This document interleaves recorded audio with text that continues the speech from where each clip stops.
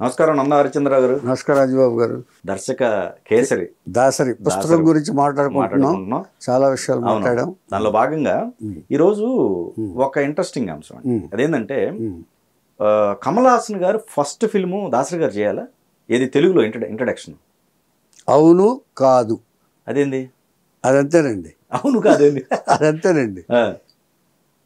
దాసరి గారు ఇది కరెక్టే, ఇది కరెక్టే. ఓకే.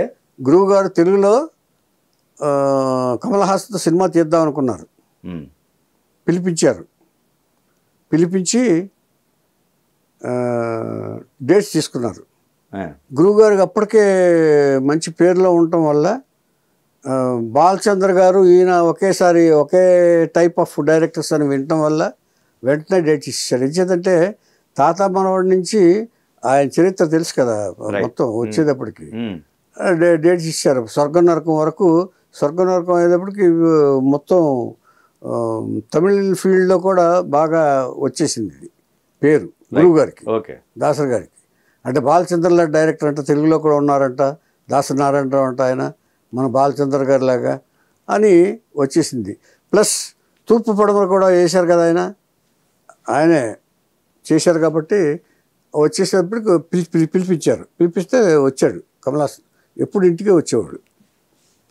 వచ్చిన తర్వాత గురువుగారు అవటం వల్ల వెంటనే డేట్స్ ఇచ్చేసాడు. కథ కూడా ఏవల్ల ఈ కథ అడగరు ఈ డైరెక్టర్స్ని ఎప్పుడు కూడా. దాసరి గారిని కానీ వీళ్ళని కానీ కథ అడగరు. పైగా ఎస్పెషల్లీ దాసరి గారిని అడగరు. మిగతా వాళ్ళు ఎవరైనా ఇచ్చేస్తారు కానీ దాసరి గారు కథ చెప్పరు. డేట్స్ ఇచ్చేసాడు. 2 నెలలు 3 నెలల్లో ఇచ్చేసారు. ఇచ్చేసిన తర్వాత కమిట్ అయిన తర్వాత గురువు గారికి చెప్పాలి. ఇది ఇచ్చేదంటే కమల్ హాసన్ ఇంట్రడ్యూస్ చేసింది తమిళ్లో ఇంట్రడ్యూస్ చేసింది బాలచంద్ర గారు, అంతే కదా. అంతే బాలచంద్ర గారు కాబట్టి గురువు గారికి చెప్పొస్తాను సార్ అని చెప్పేసి బయలుదేరి వెళ్ళాడు. అంటే ఈయనతో చెప్పలే. బయటకు వచ్చిన తర్వాత ఇది గురువు గారికి చెప్తే మంచిది, తర్వాత తెలిస్తే మంచిది కాదు, ఎవరి ద్వారా తెలిస్తే మంచిది కాదు అని గురువు దగ్గరికి వెళ్దామని చెప్పేసి వెళ్ళాడు. గురువుగారి దగ్గరికి వెళ్ళేప్పటికి బాలచంద్ర గారు బిజీగా ఉన్నారు. ఆయన ఒక గెస్ట్ హౌస్లో కూర్చుని రాసుకునేవాడు కథలు. అది ఆ గెస్ట్ హౌస్లో మేము కూర్చుని సిట్టింగ్ చేసాం. ఓకే. రాసుకుంటే బిజీగా ఉన్నారు, రాసుకుంటున్నారని చెప్పి అసిస్టెంట్ చెప్పాడు బయట. సరే బయట కూర్చున్నాడు కమల్ హాసన్.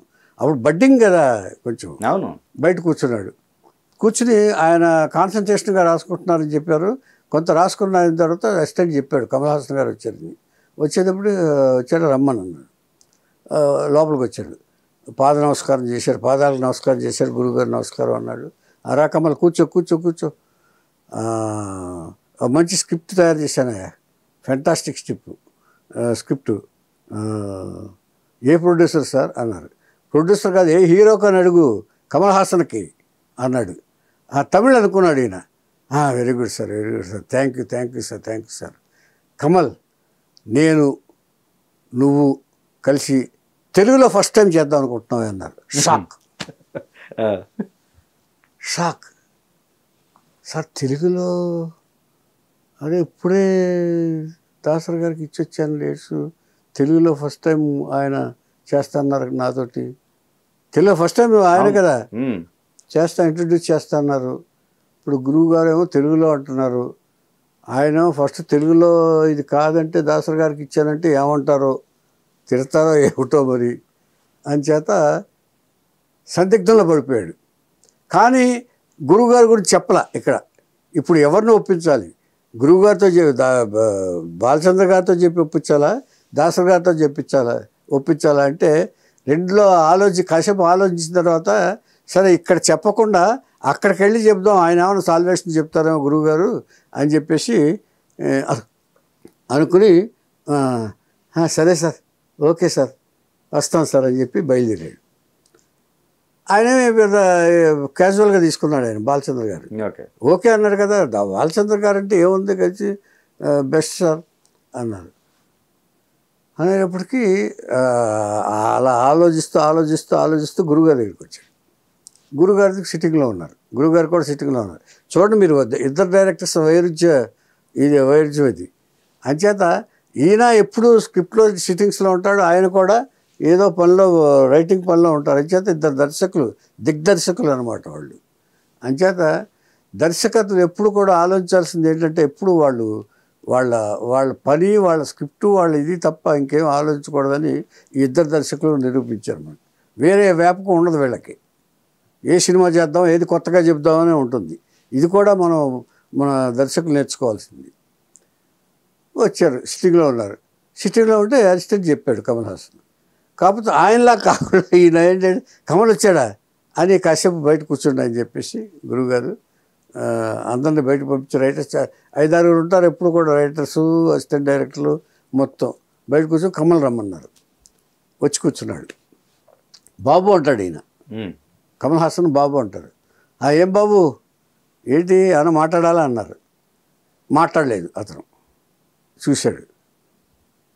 చూస్తే అలాగా డల్గా ఉన్నాడు కమల్ హాసన్. ఏంటి, గురువుగారు సైకాలజిస్ట్ కదా, ఏంటి బాబు ఏమన్నా చెప్పాలా నాతో అన్నారు. అదే సార్ అది అని తచ్చాడితో చెప్పాడు. పర్లేదు బాబు చెప్పు, నీకు నేను ఉన్నాను కదా, నేను ఏం కావాలని నేను చేసి పెడతాను, చెప్పు బాబు ఏంటది ప్రాబ్లం అన్నారు. అదే సార్ అది బాలచంద్ర గారు అని చెప్పి జరిగిందంతా చెప్పాడు. తెలుగులో ఫస్ట్ టైం చేస్తానంటున్నారు అని అన్నారు. కాసేపు సైలెంట్ అయిపోయాడు ఆయన. ఆలోచించాడు. ఆలోచించిన తర్వాత నువ్వు అక్కడే చేయి బాబు అన్నారు. మీ గురువుగారికి చేయి. ఎంచేతంటే ఫస్ట్ టైము బాలచంద్ర గారు లాంటి దర్శకులు తెలుగులో చేస్తానంటాం అనేది మా తెలుగు సినిమాకి గర్వకారణం. ఎంచేతంటే మాకు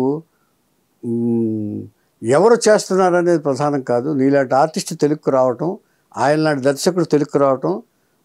అంచేత నువ్వు ఖచ్చితంగా ఆయనకే గౌరవం ఇవ్వాలి ఫస్ట్ టైం, ఎందుకంటే నీకు లైఫ్ ఇచ్చింది ఆయనే. అంచేత గురువుగా ఆయన, ఒకవేళ నేను నాది ఎవరైనా కూడా చేసినా కూడా నేను నాకే చేయాలనుకుంటాను నా శిష్యుడు. అంచేత బాలచంద్ర గారు కూడా అలాగే అనుకుంటారు.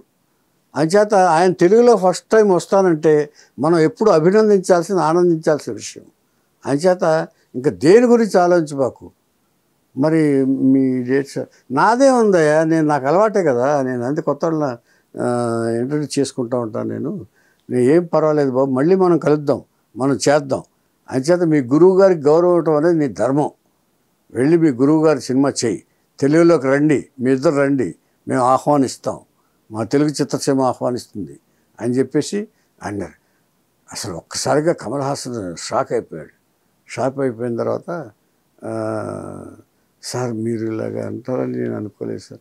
దీనిదే ఉందయ్యా, అసలు ఇందులో ఏముంది, అసలు ఇందులో ప్రాబ్లం ఏముంది, నువ్వు ఎవరికి చేయాలనేది ఆలోచించాల్సింది నువ్వే. అంచేత గురువు గారికి గౌరవం ఇవ్వాల్సింది నువ్వే. అంచేత నాకు ఆ ఈగోషే లేవు, నువ్వు వెళ్ళు, హ్యాపీగా చేసుకురా, మనం తర్వాత కలిసి చేద్దాం సినిమా అని చెప్పి ఆ తర్వాత అదే సినిమాకి నరసింహరాజుని ఇంట్రడ్యూస్ చేశారు. ఓకే, కన్యాకుమారి అనే సినిమా.